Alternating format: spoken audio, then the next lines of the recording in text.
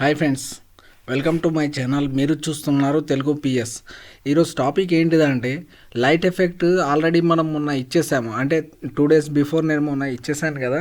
అయితే ఈరోజు టాపిక్ ఏంటిదంటే ఈ లైట్ ఎఫెక్ట్ ఉన్న బ్యాక్గ్రౌండ్ ఎట్లా క్రియేట్ చేసుకోవాలనేది ఇది టాపిక్స్. చాలా బాగుంటుంది, చాలా చిన్న వీడియో, చాలా యూస్ఫుల్గా ఉంటుంది ఫ్రెండ్స్. కంపల్సరీ ఈ వీడియో చివరి వరకు చూడండి. నా ఛానల్ కనుక మీరు కొత్తగా వస్తే కంపల్సరీ సబ్స్క్రైబ్ చేసుకోండి అండ్ లైక్ చేయండి. ఓకే ఫ్రెండ్స్, ఇక టాపిక్లోకి వచ్చేస్తున్నాను. ఇప్పుడు నేను ఏం చేస్తున్నానంటే అడోబీ ఫోటోషాప్ ఓపెన్ చేసుకున్నాను అండ్ Ctrl+N పైన క్లిక్ చేసేసాను. ఇప్పుడు కొత్త పేజ్ తీసుకుంటున్నాను, అది 4 size పేపర్ తీసుకుంటున్నాను. ఓకే, ఇప్పుడు దీన్ని నేను రొటరేట్ చేసేస్తున్నాను ఫ్రెండ్స్. ఓకే ఫ్రెండ్స్, ఇప్పుడు ఇది ఇలా ఉంది కదా, దీన్ని ఏం చేస్తున్నానంటే ఒక కొత్త లేయర్ క్రియేట్ చేస్తున్నాను. కొత్త లేయర్ ఎలా క్రియేట్ చేయాలి? Ctrl+Shift+N.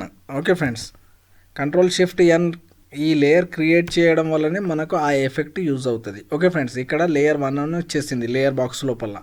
ఇప్పుడు లేయర్ 1 అని వచ్చేసింది కదా. ఇప్పుడు ఇక్కడ ఏం చేయాలంటే ఇక్కడ టూల్ బాక్స్ ఉన్నది కదా, మనకు టూల్స్ ఉన్నాయి కదా, pen tool, move tool, rectangle tool, so and so ప్రతి ఒక్క టూల్స్ ఉన్నాయి కదా. ఈ టూల్స్ లోపల కలర్ టూల్ ఉన్నదా, ఈ కలర్ టూల్ ఏంటిదంటే దీంట్లో పైన వైట్ ఉంచేసేయండి, కంపల్సరీ వైట్ ఉంచాలి. కింది కలర్లో వచ్చేసి ఏం చేయాలంటే కింది కలర్లో కూడా వైట్ ఉన్నది కాబట్టి మనం ఏం చేయాలి, ఇక్కడ కలర్ అనేది చేంజ్ చేసేసేయాలి. నేను ఏం చేస్తున్నానంటే స్కై బ్లూ కలర్ ఇచ్చేస్తున్నాను ఫ్రెండ్స్. ఓకే, ఇప్పుడు స్కై బ్లూ కలర్ ఇక్కడ అప్లై అయిపోయింది.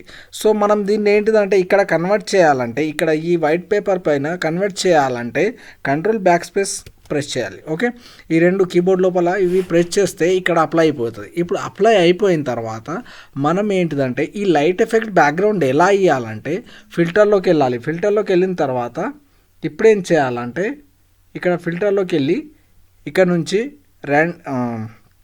రెండర్లోకి వెళ్ళండి. రెండర్లోకి వెళ్ళిన తర్వాత ఇక్కడ లైట్ ఎఫెక్ట్కి వెళ్ళండి. లైటింగ్ ఎఫెక్ట్ అని ఉందా, ఈ లైటింగ్ ఎఫెక్ట్ పైకి వెళ్ళండి. వెళ్ళిన తర్వాత ఇక్కడ మీకు ఒక సర్కిల్ బాక్స్ కొద్దిగా డిఫరెన్స్ అయిన యాంగిల్లో వచ్చేసింది. ఇక్కడ ఇప్పుడు ఓకే పైన క్లిక్ చేస్తే ఇక్కడ ఉన్న ఎఫెక్ట్ ఇక్కడ అప్లై అయిపోతుంది. ఓకే ఫ్రెండ్స్, మనం ఏంటిదంటే ఇలా కాకుండా ఇప్పుడు ఏం చేయాలంటే ఇక్కడ కలర్ ఏంటిదంటే ఇక్కడ వైట్ ఉన్నది కదా, ఈ కలర్ వైట్ కాకుండా రెడ్ చూస్ చేసుకుందాం. ఓకే ఫ్రెండ్స్, రెడ్ చూస్ చేసుకున్నాను. ఇప్పుడు ఓకే పైన క్లిక్ చేసేసాను. ఓకే ఫ్రెండ్స్, ఇక్కడ ఏం చేస్తున్నాను, ఇక్కడ వైట్ ఉంది కదా, ఈ వైట్ పైన నేను మౌస్తో లెఫ్ట్ సైడ్ బటన్తో క్లిక్ చేసేసాను.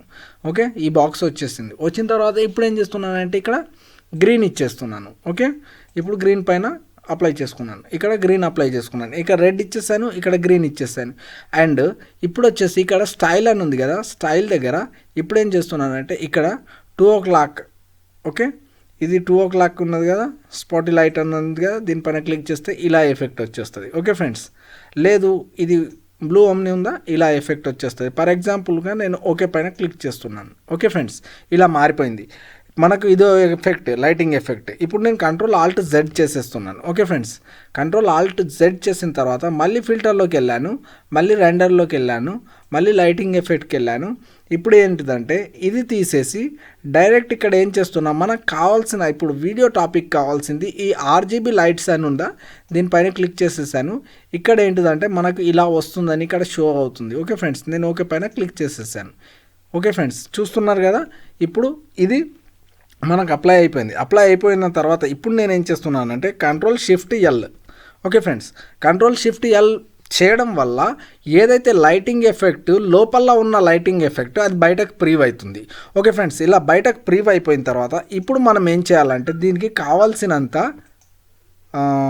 లెవెల్స్ ఇచ్చేసేయాలి. ఓకే ఫ్రెండ్స్, లెవెల్ పెంచడమా తగ్గించడమా చేయండి. ఓకే ఫ్రెండ్స్, అది లైట్గా ఉండాలా మరి థిక్నెస్గా ఉండాలా మీరు చూసుకోవాలి. ఓకే ఫ్రెండ్స్, ఇప్పుడు వచ్చేసి Alt+I+AC దీని బ్రైట్నెస్ కాంటెస్ట్ అనేది పెంచడం తగ్గించడం చేయండి. ఓకే ఫ్రెండ్స్, ఇప్పుడు నేను దీనికి కొద్దిగా బ్రైట్నెస్ తగ్గించాను అండ్ కాంటెస్ట్ వచ్చేసి కొద్దిగా పెంచుతున్నాను. కాంటెస్ట్ పెంచడం ద్వారా మనకు ఇమేజ్ అనేది పర్ఫెక్ట్ కనబడుతుంది.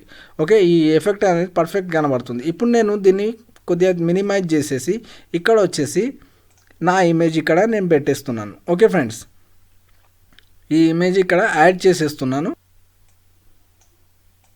ఓకే, ఇలా యాడ్ చేసేస్తున్నాను. మీరేంటిదంటే మీరు ఈ ఎఫెక్ట్ని ఇంకా వేరే ఇమేజెస్లో కూడా అంటే వేరే ఇమేజ్ కూడా పెట్టుకోవచ్చు. ఈ ఎఫెక్ట్ లోపల వేరే ఇమేజెస్ కూడా మీ ఇష్టం ఉన్న ఎఫెక్ట్ ఇచ్చుకోవచ్చు. ఇష్టం ఉన్న ఇమేజ్ పెట్టుకోవచ్చు. ఓకే ఫ్రెండ్స్, ఇప్పుడు నేను ఇది ఇలా ఇచ్చిన తర్వాత ఇప్పుడు ఏం చేస్తున్నానంటే దీన్ని ఇలా ఉంచేసాను.